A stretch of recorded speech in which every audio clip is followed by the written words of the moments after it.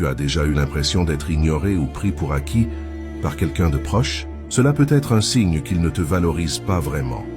Le stoïcisme nous enseigne qu'on ne contrôle pas les actions des autres, mais on peut toujours choisir notre réaction. Numéro 1.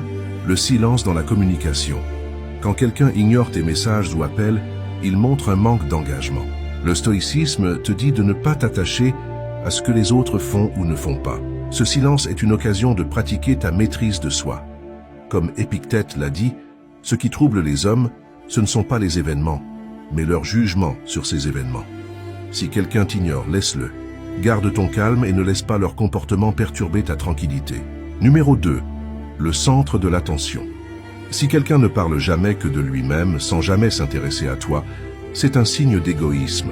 Le stoïcisme nous apprend que l'attention doit être dirigée vers ce que nous pouvons contrôler, pas vers l'ego des autres.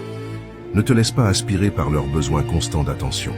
Marc Aurèle disait « L'homme sage est celui qui n'a besoin de l'approbation de personne, car il trouve la paix en lui-même. » Si quelqu'un ne te voit pas, reste fidèle à toi-même. N'attends pas d'eux ce que tu peux déjà t'offrir à toi-même. Numéro 3. Absence en temps de besoin.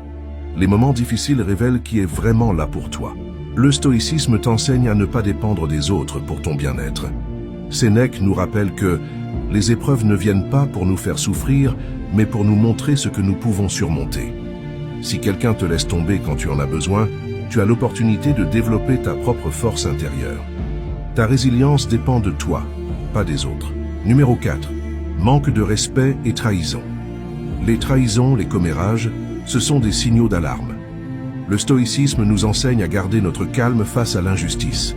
Ce n'est pas ce que les autres font, mais comment nous choisissons de réagir qui détermine notre paix intérieure.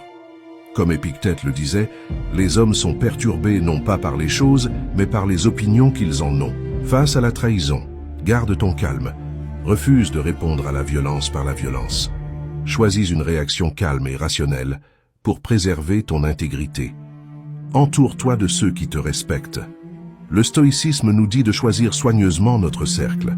Comme Sénèque l'a dit, tu es le reflet des personnes avec qui tu passes du temps.